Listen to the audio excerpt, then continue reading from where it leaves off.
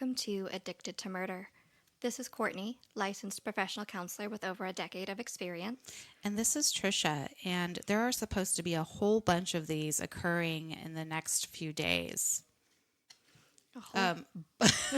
Bolides. What? Bolides. Bolides. A whole bunch of these occurring in the next few days. What? At night. Oh, like meteors? Shooting star. Oh. I think there's like... I thought the meteor shower was last week, the Perseids. Oh. Then there was a whole bunch of those occurring last week. That already happened? Yeah, it was the 12th and the 13th. Oh, was darn like the it. night. I tried to see some, but I go to bed too early, so it wasn't dark enough. Where I live, I think I have almost too much light pollution, so I would have had to go somewhere else. There's been a couple times because I used to do like that astrophotography where I would catch a meteor on one of my pictures. And Oh, it was that's always, cool. it was always so cool.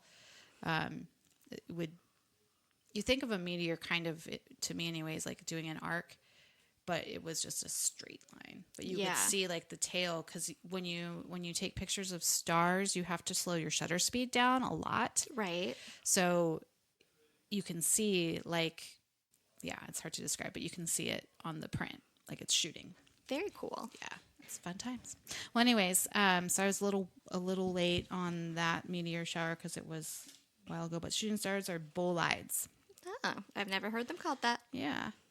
So we have a new case today. Yes, we do. But I'm going to ask the question real quick. If you had a spiritual animal, a spirit animal, what would your spirit animal be? What do you think it would be? What calls to you? I think my spirit animal would be... I'm kind of torn between two. Yeah. And they're very opposites. Okay. One is a hummingbird. Oh. Mm-hmm. Uh-huh. And one is a sea turtle. Okay. Yeah. I mean, one very, very, very, very fast, and one very, sea turtles are fast, but not like really. A hummingbird. Yeah. Why did they just come to your mind, or is there a reason? Well, hummingbirds, I've definitely sort of felt like if I was ever a bird, I would be a hummingbird. Mm-hmm. Partly because there's just a cute little story where so I have a naturally fast heartbeat. Mm-hmm. And when I was first dating my husband, he used to call it my hummingbird heart. Aww. But I also know like hummingbirds symbolize things like hope and peace and things like that. Yeah. And I feel like that's something that We is need. a part of me. Yeah. Yeah. And then sea turtles, I just like them. Yeah. I think they're cool. Yeah. And yeah, they're like my favorite animal for some reason. Have you swam with them before? No, but I really want to. They have them, a lot of them in Hawaii, or at least in Oahu, because I've seen them in the surf on beaches that you could swim in. You're not supposed to touch them. Right. But yeah, they're pretty neat to see, like playing in the little waves. I kind of like to hang out in the waves. Yeah, I just think they're really resilient and And they eat jellyfish. They do eat jellyfish, and I also love jellyfish. I think they're really cool. But yeah, just something about them. Their faces feel wise or something. Well, so you listed a reptile and a bird, and then also an invertebrate with your jellyfish. I went mammal, so I love donkeys. You do love donkeys. Donkeys is my spirit animal. I don't know why. They're loyal. They're strong. They're playful. They're playful. They're smart. They also need other people. Like I heard that if a donkey doesn't have a companion, it will make the donkey noise just to feel less lonely. Aww. I know. Isn't that sad? That's so cute. Yeah. And they're just super cute. I don't know. So someday I'd love to have a miniature donkey or a full-size one. I just don't know if I'll have enough room for that. Right, because you'd have to get two of them. Yes. It doesn't have to be another donkey, but it has to be something. It's like when anxious horses get goat friends that ride in the trailer with them. Sure. It could be a goat. It could be a horse. It could be a dog. But donkeys live for a long time. So it would be good to get them like a, something that could live as long as it did. That's true. So probably another donkey or horse. But yeah, so that's my question. It's a I'm fun sorry. question. Well, I don't know if we had it before, but oh well. I don't think we have. Yeah. Good. Or if we did, it was like 3 years ago when we started this thing. Nobody remembers. But again, we have a new case today. And this one was, normally we use a book to write it. This one, I tried to find a good book, and I could not find any that were like, that I could find that were decently written. I found like some of those really short, self-published type of things. Right, like the fan. Yeah. True crime fan fiction. Yeah. But not fiction. Yeah, so there was a great documentary that we watched on HBO on this one, and I think it was just called The Freeway Killer, but let me double check that since we are going to be talking about the Freeway Killer today. And The Freeway Killer Lost Murder Tapes. It's a documentary currently on HBO Max right now, and it's about William Bonin. Okay, so with that, I'm going to just get started. Let's do it. William George Bonin was born January 8th, 1947 in Willimantic, Connecticut. He was the second of 3 boys, and his parents were Robert Bonin Sr. and Alice Dorothy Coate. Of course, his childhood was not a good one. His parents were both alcoholics, and his father was also physically abusive to everyone at home. So I guess this got substantially worse after his father returned from, I'm assuming, World War II, being that this was in the late 40s. But I guess when he came back, he was very violent, and he drank a lot, and he would just have these fits, and he just took them out on his family.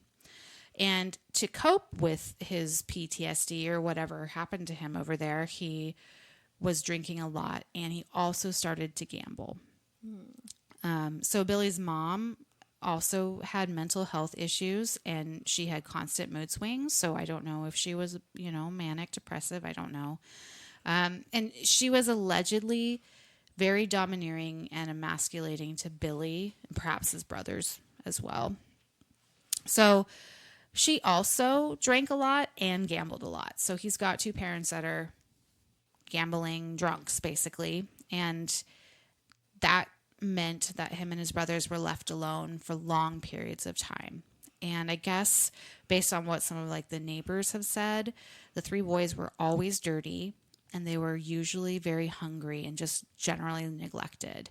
And one of the neighbors said that she remembers the young boys would like dig up potatoes at night from, farms around them and eat them in the dirt, like didn't wash them, but because they were so hungry, this was like what they could get. So Billy wanted to run away, but he had no place to go. When he was in school, Billy got made fun of because his clothes didn't fit him, and he was dirty, and, he was a poor kid. And I guess he was pretty shy. He didn't talk very much. He got teased, and they called him Bugsy Bonin. And at this time, he wasn't a fighter. He just seemed like a really sad kid. This is what a former classmate said of him at this time. Later, psychologists would attest that all the physical abuse that Bonin suffered caused frontal lobe damage, and the neglect by his mother also affected the connections in the right hemisphere of his brain, which slowed his ability to be social or emotionally stable. And in 1950, actually, the family home was gambled away, and they had to go live with his maternal grandmother. Courtney, what are your thoughts on this early childhood? Well, William's childhood has all the markings of our typical serial killers. Chronic physical abuse significantly impacts developing self-esteem and self-worth, and as you know, is the most likely predictor of the development of antisocial personality disorder as an adult, of course. But the severe neglect is even more concerning. Right. William did not have either of his parents available to be a present and loving caregiver, so he likely did not develop healthy attachment patterns. And additionally, lack of regular food can lead to malnutrition, which can also lead to interruptions in brain development and impact cognitive and motor skills as they're supposed to be developing, especially in those early childhood years. So, with the potential brain damage from physical abuse, damage from malnutrition, and not having a healthy attachment, little William kind of just set up for a hard road. Yeah, he had one. So he had to briefly go to a juvenile facility at some point. He purposely rode his bike into a group of young girls, and I assume it was to cause harm. But when he returned from that short stint, he apparently was even more unruly and emotionally unstable than before he left. In 1953, his mom sent both Billy and his older brother Robert to an orphanage, which was actually kind of like a Catholic convent in Lowell, Massachusetts, called the Franco-American School. She decided she could not care for them any longer, or maybe she just didn't want to. I don't know. The place closed down now. I was looking it up, but there's not much there anymore. But during his time at this orphanage, a priest sexually molested Billy. Corporal punishment was also a big deal with Bonin, and he said that the nuns would, quote, force him to punch a fence when he misbehaved. After this, he was put into a boys' correctional home, and it got worse at this place. He was again sexually abused by older youths, and it sounds as though there may have been several perpetrators at this facility that would tie him up, rape, and strangle him on numerous occasions. The ages of the boys and young men that would constantly tie him up, rape, and strangle him were between the ages of 12 and 19. When Billy was released, he would go home, but sometimes his mom would find like other places to place the kids. So he was in and out of these homes, it sounds like, quite a bit. So per Wikipedia, quote, until Bonin's first incarceration, Bonin's mother often left the children with their maternal grandfather, a known child molester who had sexually abused her. She later speculated her father molested his grandsons. Bonin and Paul were also left with Robert Jr., who, having received the brunt end of their father's abuse, often beat and belittled his siblings. So it sounds like what I'm reading there is the older brother got the brunt of the abuse, so then he started doing that to his younger brothers, which was William and Paul. Right. So largely devoid of consequences and parental supervision, Bonin would steal hubcaps, license plates, metal tags off vehicles around town. And in 1957, he was again put into a juvenile detention center for this and other petty crimes. While incarcerated there, Bonin was molested by an adult counselor. Following his release, he began sexually fondling his younger brother, Paul. After 6 months, however, Paul informed their mother of Bonin's fondling, and Bonin was forced to sleep in a separate bedroom. Bonin would later confess to molesting young boys and exposing himself to a 10-year-old girl. This is again from Wikipedia. Courtney, anything to say? I mean, experiencing so much sexual abuse by so many different perpetrators, all while really under the age of 10, would have drastically impacted William's beliefs about sexuality. It may have felt normalized for him in a way, as something that people, even children, just do all the time. And he could have, developed the understanding that sex goes along with power and control, and then began using it as a way to have power and control over younger children or his younger brother, for example, when he felt like he had none in any other part of his life. Yeah. I was thinking about, so again, as I started to say, and I don't know if I finished saying this at the beginning, the information for this paper was not from a book like we usually use. It's from Wikipedia and the documentary. So with Wikipedia, it's Wikipedia isn't always accurate. Anyhow, I was thinking that it said that the older two siblings were placed in that orphanage, and I wondered if perhaps he felt animosity to his younger sibling who wasn't placed there. I don't know if that had anything to do with him perpetrating him later, or if it was just he was smaller and that's why that happened. But I don't know. Right. Could be lots of reasons. Well, in 1959, Billy started middle school, and he was apparently good at math, but his grades didn't reflect this. In late 1960, the family home was going to be foreclosed on, and his mom kicked his dad out. But his dad found a good job in California, a town called Downey, as a machinist. And in early 1962, they purchased a home in nearby Torrance, California. So they moved to California from Connecticut. Bonin was quiet in high school, a bit of an outcast who spent most of his free time at the local bowling alley. And by this time, Bonin allegedly started to have sexual interest in young boys more so than the stuff he was doing before. He was starting to have real pedophilic feelings, and his mother, I think, figured this out, and so he eventually dated a girl named Linda to kind of get his mom off his back.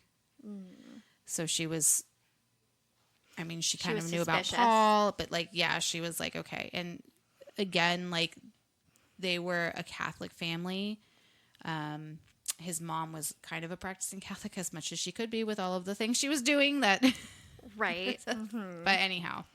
Right. So being with boys in general was not going to be okay. Yeah. I'm not sure if it was more the pedophilia, the young boys, or the fact that they were boys, or both. Or both. But he started dating this gal, Linda, to be like, okay, mom, look, I'm not, this is not who I am. I'm going to be with Linda. In 1966, Billy quit high school. And by this time, he was molesting children all over the neighborhood. Quote, his mother reportedly refused to acknowledge these acts or his escalating antisocial behavior, but frequently worried he would be arrested. She prayed for him and warned him often, much to his frustration. And eventually she kicked him out of their house for undisclosed reasons. Right. Undisclosed reasons. Yeah. In 1966, and maybe this was out of desperation, so he basically right after he left school and got kicked out, Billy joined the Air Force. He also got engaged to Linda, and his mother was really happy by this and hoped that it would stop his interest in young boys. Allegedly, while married, he would have dreams about raping and murdering women, and he would tell this to Linda. So good times for her. It's romantic. Right? So while in the armed forces, he completed his GED, and he was trained as an aerial gunner. He had some legal troubles on the base, he was doing some criminal mischief things, but ultimately that was overlooked, and they sent him to Vietnam, where he stayed for several months. Per Wikipedia, quote, Bonin later claimed that his wartime experiences instilled misanthropic beliefs. Despite this, he is known to have risked his life on more than one occasion while under enemy fire to save a wounded fellow airman. For this act, Bonin received a medal in recognition of his gallantry, among other medals. Bonin said he engaged in allegedly consensual relations with 4 young girls and had a number of homosexual encounters in Vietnam and once in Hong Kong. And he also confessed to sexually assaulting 2 soldiers under his command at gunpoint. Bonin was honorably discharged after 3 years. And when he returned home, Linda had at some point given birth to their child, but also left him for another man. Billy had to ask his parents for help, which he hated to do, and he moved back in with them for a time. So, Courtney, lots occurred. Basically, please go over whatever sticks out to you, and what do you think at this time we are dealing with as far as a diagnosis? So Bonin's seemingly indiscriminate hypersexual behavior stands out the most to me. He's engaging in consensual sexual behavior with men and women, while also using violence and force to sexually assault women, men, and children. And all the while fantasizing about the rape and murder of women. It does make me wonder if at least one of his abusers was a woman, or, if there was blame that, he held towards his mother for his abuse, for being the one who sent him to those places. Sure.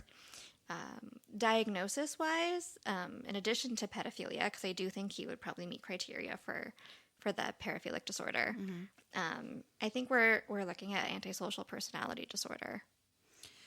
On the documentary, one of the psychologists, and I don't remember if I say this later on, but he pointed out that the boys that Billy was attracted to were the same age boys that assaulted him when he was a child. Right, which I don't think is a coincidence. Yeah. Is that something that's common that you've seen or researched? I can't say that I've researched that much about that specifically, but if we just think about serial killers and their victims, they do tend to be representative of important figures in their life. Often it's a mom or a girlfriend or something like that. So from that perspective, I can see that connection. Yeah. Yeah. Might be a curious thing to see, like, if, although we have learned, and I went to some conference on pedophilia, and you've probably read stuff about this too. I assumed that most pedophiles are pedophiles because that happened to them. Right. And that's not true. I mean, sometimes it is. Yes. But it's not nearly as strong of a link as I assumed. Right. But I am curious if the ones who were victimized as a child, if that has something to do with the age range they prefer as an adult. If that's a common very thing. Possible, yeah. That is not something that I've specifically researched, but man, there's so much. It to makes research. sense. Yeah. So at this time, we're going to get into some of his first reported sexual assaults, and this is with children. Again, this is a little more detail. So trigger warning, and I'm just going to read them from the Wikipedia page. So on November 17th, 1968, Bonin picked up 14-year-old Billy Jones in Arcadia, California, while driving his mother's car. Bonin offered to take him home, but Jones attempted to flee the vehicle in response to Bonin's repeated questions regarding homosexuality. Driving him to a nearby shopping center, Bonin handcuffed and raped him, knocking him unconscious in the process. He then dropped Jones off at a park. Returning home, Jones' mother promptly reported Bonin to the police. Will you read the next one? Sure.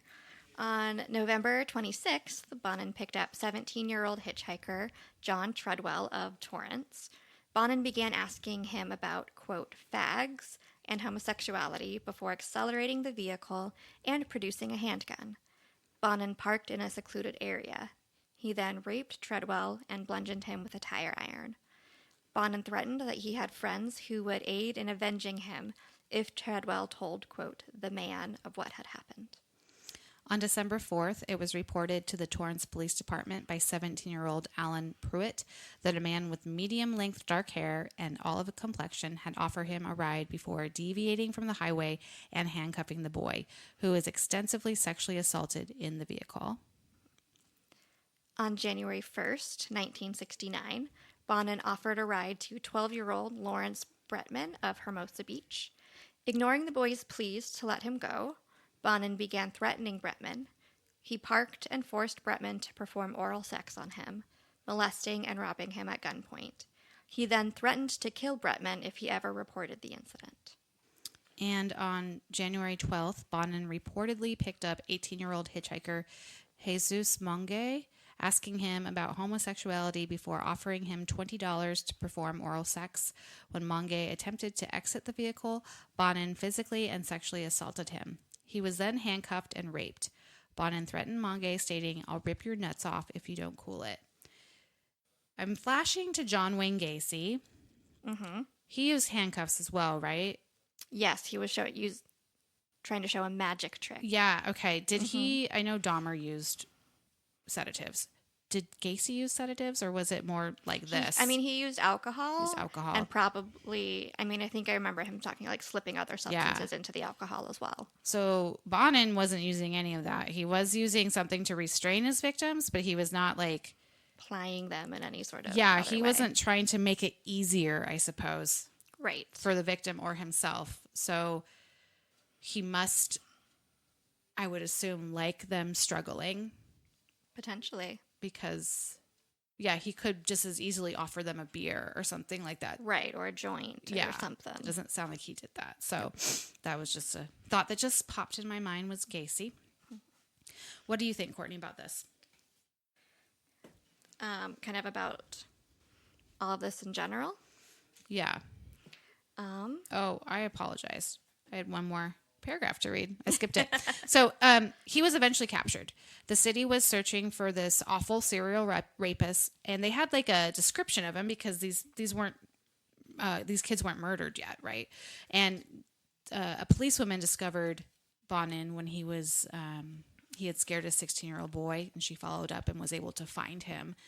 And she arrested him. And he was indicted on 5 counts of kidnapping, 4 counts of sodomy, 1 count of oral copulation, and 1 count of child molestation against the 5 individuals he had abducted. and either assaulted or attempted to assault. And this all occurred within like a 12-month period. All right, now, Courtney, what are your thoughts? Yeah, so his obsession with sexual violence has significantly escalated since returning from Vietnam. And unlike many pedophiles, William is not engaging in any sort of long term grooming behaviors or attempting to hide his sexual intentions. His approach is risky, taking boys in daylight in public places, not attempting to disguise his identity, increasing the violence with each attack as well.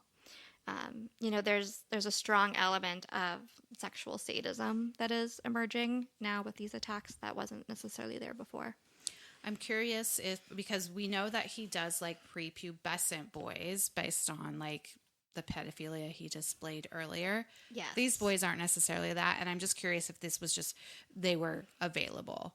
Normally you don't see 8-year-olds on the street without a parent to pick up and give them a ride. Right. So right. he might have a broad spectrum, again, like the 12 to 19-year-olds of victimology or victim types he likes. So, yeah, and also kind of thinking about when he was a teenager himself, he would need to victimize younger kids because they were the ones that he had the power and control over. He couldn't overpower necessarily like a 17-year-old or something like that as easily. So I guess what I'm just like saying is he likes the very young boys, but he also likes the older boys. Right, the teenage boys. Mm-hmm. Yeah. During his time in lockup, like while they were trying to figure out what to do with Billy, he allegedly told a probation officer that all of his issues stem from the stresses in his life. He claimed to feel guilt when he was perpetrating the young boys. He claimed he wanted a family, but he had trouble with female partners ever since he came back from the war. The psychologists or whoever made these proclamations in this case said that Billy was, quote, seriously lacking insight and responsibility for the crimes he committed. He would end up pleading guilty and was sent to a mental hospital as opposed to prison. Mm-hmm. So by 1969, Billy was now the perpetrator and he was convicted, he pled guilty to whatever, of sexually abusing 4 teenagers. One thing said 4, one said 5. 4 to 5 teenagers. And he was only 22 at this time. So when all this happened. So they mentally evaluated him in this facility he went to, and he got the diagnosis of, quote, mentally disordered sexual offender. And he was sent off to Atascadero for hospitalization and to be cured of his sexual proclivity. Mm-hmm. So he was gay. Yes. And they were going to cure him of that. I don't know if you looked at that. I put in the link for the hospital that he went to. I'm pretty sure it's still going. Yeah, one of our other serial killers spent some time there. Really? Earl? Oh. Yeah. Okay. Mm-hmm. I wouldn't be surprised. California Mental Hospital. Yeah. Mm-hmm. So while there, he was also, his IQ got measured at 121. And then more diagnoses started to emerge. ASPD, manic depression, sexual sadism. When he had his head to toe physical exam, he had many scars on his head and his buttocks. And most likely those were from all the physical abuse he had suffered at home and the various facilities he was at when he was a child. So that's sad. Quote, they also noted the psychological and emotional implications of Bonin's unhealthy relationship with his mother, upon whom he remained emotionally dependent in spite of her low opinion of him, as she considered him a worthless human being. The hospital where Bonin was placed to, quote, cure his homosexuality would use what the documentary called extremely aversive techniques. So it was like shock therapy or, ECT, but it wasn't to cure him. It was more to soften him. So to make him maybe, I don't know. More compliant? Yeah, basically. So the thought was that homosexuals could be forced into heterosexuality through these various experimental methods that they were using there. And rumors were that at this hospital, one of the methods used was chemical emasculation. So most of the people who suffered these methods were actually, harmed more by the techniques and helped, which I'm sure you are shocked to hear, Courtney. So shocked. He attended regular therapy and vehemently denied that he was gay. He was trying to figure out the best way to show that he was cured to get out of this place. And he wasn't really fooling anyone. In fact, he just kept receiving more and more diagnosis as he went along. Towards the end of his time there, he was known as an extreme sociopath and extremely disturbed. Still, with all of this, he was not a troublemaker, and he willingly participated in all the experiments they were doing to him. So in 1971, Bonin was sent, then he left this place and he was sent to the California Medical Facility because he had been declared unsuitable for further treatment at El Tuscadero due to his repeated sexual engagement with inmates, 2 of whom were mentally challenged. This, as well as alienating and irritating fellow patients, resulted in Bonin being beaten on several occasions. Bonin was subject to further psychiatric examination, which dealt with hostility toward his father and his older brother. It was noted that his sexual behaviors were compulsive in response to stress. He also sought to raise money for the family of another prisoner and reportedly applied willingly for at least one treatment program. Bonin was released from all of these places at prison/mental hospitals on June 11th, 1974, after the doctors concluded that he was, quote, no longer a danger to the health and safety of others. All right, Courtney, what do you think of all that? Is he cured? So much to say here. First, I want to acknowledge that homosexuality was considered a mental disorder in the DSM until 1973. So all his time in there, like, just being gay was considered mentally ill. And what William experienced was essentially, an extreme form of conversion therapy, which is known as aversion therapy, which continued to be used to, quote, treat sex offenders for a surprisingly long time. And essentially how it works is he would have been exposed to sexual materials, but then given a shock or something else, painful, when he would start to be aroused. And then that would ideally try and develop a negative connection between arousal and said sexual stimuli. So not only is it unethical and abusive, but it's also not very effective. And it did not significantly reduce recidivism or change sexual orientation. So all of that for pretty much no benefit to anyone. Do you think that instead it made him more angry? Like, or at least with himself, every time he's having these sexual thoughts that he's told are wrong, which, the pedophilia, that isn't good, but he gets like a punishment. Like, I don't know. Yeah, I think it just reinforces in his mind that, like, sex and violence go together, in his experience of being sexually abused. And then, let's be real, he was sexually excited by causing physical harm to, the boys that he assaulted himself. Right. So I think, if anything, it may have had the opposite effect. Right. Yeah. Yeah. So all that to say, no, William was not cured by this treatment. I think he just learned to work within the system enough, or possibly to annoy and show the failures of the system enough to be released by the doctors, who kind of probably were like, well, nothing more we can do here. Yeah, that's sort of the impression I got when doing this research, was that, like, at least at El Tuscadero Hospital, the first place he went to, they were like, yeah, no, he's not cured, but I don't know what else we can do with him. Exactly. So we're going to push him off to this other facility, and it's kind of like, right. It's like, well, he's not causing any problems here. Right. So. And, there were no underage boys there for him to abuse. No, he was still engaging in things he shouldn't be, but, it's prison. Yep. Those things happen, I guess. So that's where we're going to end today. Sorry, you guys, if this seemed a little scattered. It was a hard one to write up, and I'm hoping that the timeline was good. Courtney went and redid a little bit of my stuff because I was struggling with it.